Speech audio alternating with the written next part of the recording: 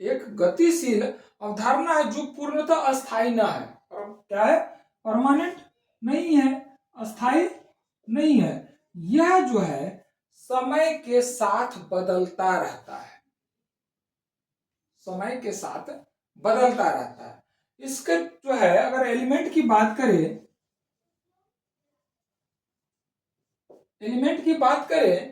तो इसमें क्या है कि निर्णय, अगर बात करें कि अभियुक्त को निर्णय से पूर्व, पहला इसमें क्या हो गया कि जो अभियुक्त है, जो एक्यूज्ड है, उसको निर्णय से पूर्व यानी जो डिसीजन दिया जाएगा उससे पूर्व अपने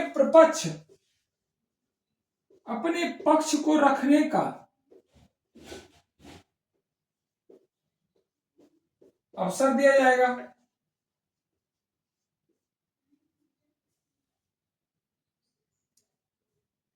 जब जस्टिस जो है अपना पक्ष रख देगा एक्यूज्ड, तो क्या करेगा? पक्ष रखने के बाद जस्टिस अपना निर्णय देगा।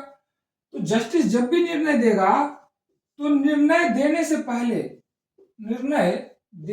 पहले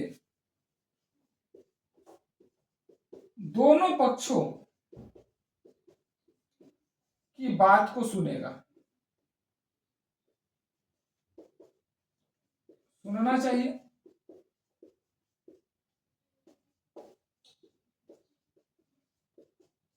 बहुत इंपॉर्टेंट है इसका पॉइंट, इसका एलिमेंट नेचुरल जस्टिस का। नंबर 3 क्या हो सकता है? निर्णय सुनाते समय, जब जस्टिस अपना डिसीजन देगा तो डिसीजन के सुनाते समय जो है, निर्णय सुनाते समय सिर्फ निर्णय सुनाया नहीं जाएगा, सुनाते समय निर्णय के साथ साथ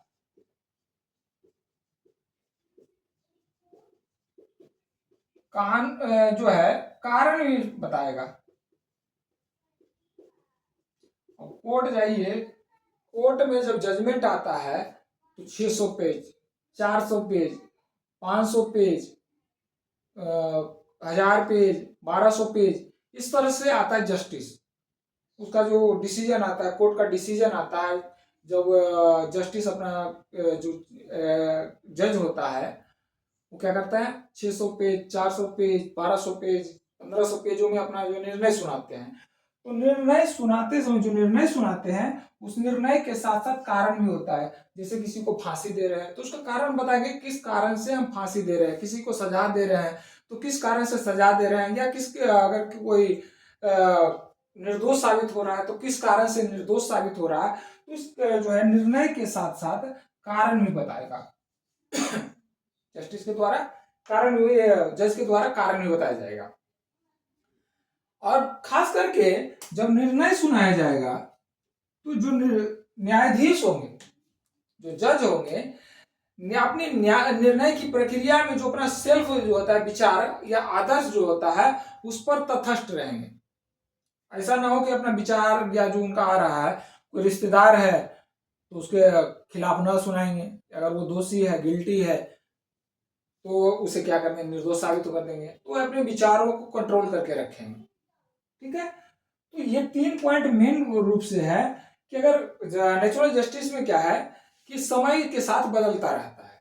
और इसका अगर एलिमेंट की बात करें तो खास करके याद रखिएगा, पक्ष रखने से पहले जो है एक्यूज्ड होता है, कोर्ट तो खास करके मान के चलता है कि जिसको अगर बात करें तो कोई अभियुक्त आया, कोई एक्यूज्ड आया, तो उसको पुलिस के द्वारा लाया गया किसी चोर को, तो कोर्ट ये मानती है कि उसने चोरी नहीं की।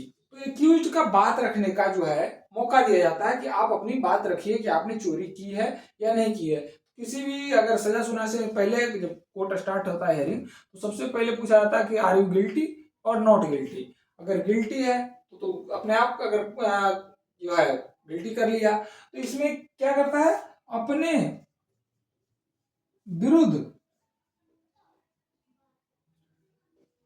गवाही देने के लिए बाध्य नहीं किया जाएगा, बाध्य नहीं किया जाएगा।